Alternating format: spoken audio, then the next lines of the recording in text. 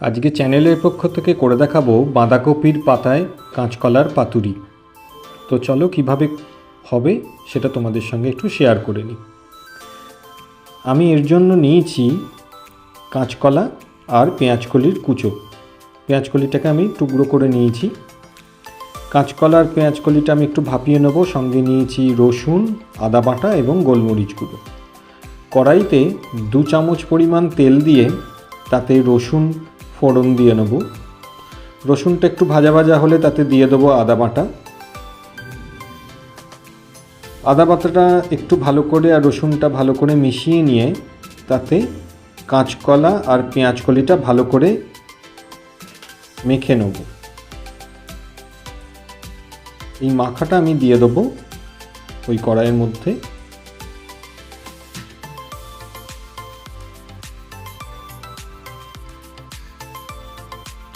পরিমাণ মতন হলুদ দিয়ে দেবো, ছোটো চামচের 1 চামচ, আর অল্প হিং দিয়ে দেবো 1 চিমটা পরিমাণ।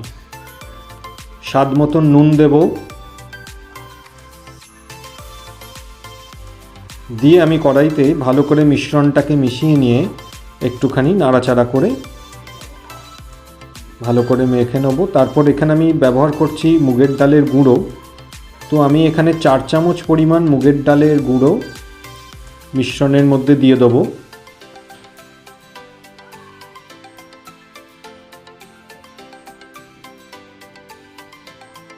ভালো করে নাড়াচাড়া করে আমি এতে দেব 1 চামচ পরিমাণ, সঙ্গে আর একটুখানি চিনি। গোলমরিচ দেব, যে যেরকম ঝাল পছন্দ করো তোমরা সেরকমভাবে দিতে পারবে। দিয়ে শুকনো করে ভালো করে নেড়ে নেব পুরটাকে। আমার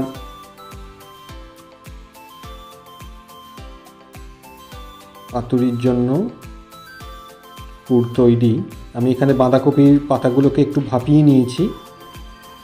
এবার আমি বাঁধাকপির প্রত্যেকটা পাতার মধ্যে পুরটাকে ভালো করে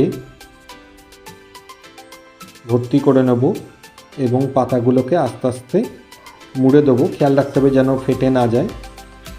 প্রত্যেকটা পুরি আমি এরকমভাবে পাতার মধ্যে দিয়ে ভালো করে পুড়ে নেব।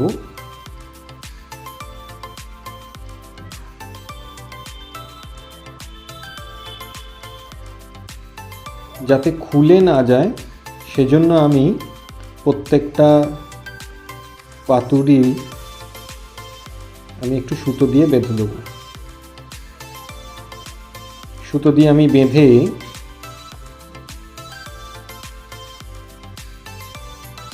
আমি প্রত্যেকটা এরকমভাবে তৈরি করে নেব। এরপর একটা ননস্টিকি ফ্রাইতে অল্প 1 চামচ পরিমাণ তেল ছড়িয়ে দিয়ে শ্যালো ফ্রাই করে নিলেই আমার হয়ে গেল বাঁধাকপির পাতায় কাঁচকলার পাতুরি। আশা করি তোমাদের ভালো লাগবে। অবশ্যই বাড়িতে তৈরি করো। কার কেমন লাগলো কমেন্ট করে অবশ্যই একবার জানিও।